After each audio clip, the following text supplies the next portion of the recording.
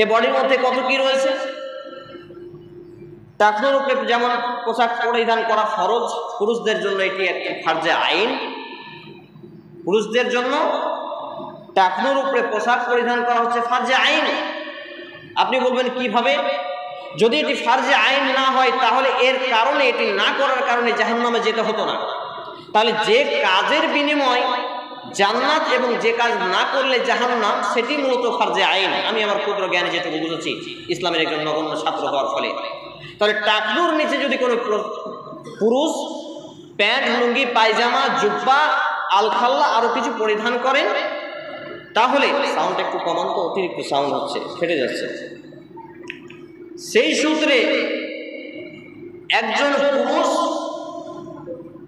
Sound একটু কমান, তার যে গোড়ালি, তার যে টাকনু, এই টাকনু থেকে হাদিসের ভাষায় 4 আঙ্গুল সে উপরে, ইজারের 4 আঙ্গুল উপরে পোশাক পরিধান করবে। সুনানে আবু দাউদ কিতাবুল লিবাস অধ্যায়ের হাদিস।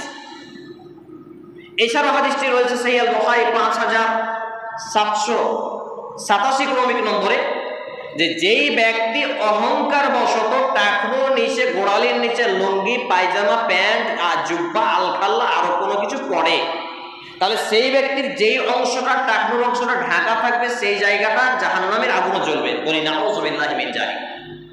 যদি ঘটনা তাই হয়, আমার এক আত্মীয়, একবার আমি বলছি যে টাকনুর উপরে পোশাক পরিধান করতে হয় না, তোমার লুঙ্গিটা উপরে তোলো।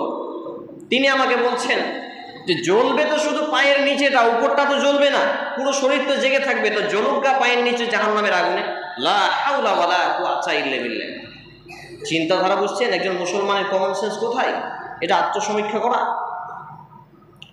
অথচ নবী করিম সাল্লাল্লাহু আলাইহি ওয়াসাল্লামের আপন চাচাকে সব থেকে পৃথিবী সৃষ্টি থেকে একবারে কিয়ামত অবধারিত পর্যন্ত যতগুলো নারী পুরুষ এসেছেন, আসছেন, আসবেন ভবিষ্যতে, সবার মধ্য থেকে সব থেকে হালকা শাস্তি প্রদান করা হবে। সেই শাস্তিটা কি? 1 জোড়া জাহান্নামের জুতা তার পায়ে পরিয়ে দেওয়া হবে। এর বদৌলতে কি ঘটবে? তার মাথার মগজগুলো ভাত যেমন টকবক টকবক করে উতলাতে থাকে, এইরকম উতলে উতলে গলে গলে গলে গলে পড়বে। লা হাওলা ওয়ালা কুওয়াতা ইল্লা বিল্লাহ। চিন্তা করুন। তাহলে যারা চিন্তা করছেন যে এটা কোনো ব্যাপার হলো, বড় বড় নামাজিদেরকে আমরা দেখছি টাকনুর নিচে, গোড়ালির নিচে পোশাক পরিধান করা। নিজেকে আত্মসমালোচনা করুন, নিজের সমালোচনা করুন, এটাকে অ্যাভয়েড করুন, ছেড়ে দিন। আপনি হয়তো আপনার পুরো শরীরকে বাঁচাতে পারবেন, কিন্তু পাকে বাঁচাতে পারবেন না। পা বাঁচাতে পারলেন না মানে আপনার কোনো কিছু আর বাকি রইল না। যদি আল্লাহ রসুলের চাচার সব থেকে হালকা শাস্তির পরিমাণে তার শাস্তি দেওয়ার জন্য যদি মাথার মগজগুলো টকবক করে উতলে উতলে পড়তে থাকে, তাহলে চিন্তা করুন। আর সেই আগুন তো দুনিয়ার আগুনের মতো নয়। দুনিয়ার আগুনে চেরাগে, মোমবাতিতে, চুলাতে, গ্যাসে হাত দিলেন, আপনার শরীরে আগে কি করে বাইরের স্টেপ, ইন্টারনাল যে স্কিন, এটাকে আপনাকে আগে ঝলসাবে, তার আগে লোমগুলোকে ঝলসে দিবে, তারপর চামড়া পড়বে, তারপর মাংস, তারপর হাড়।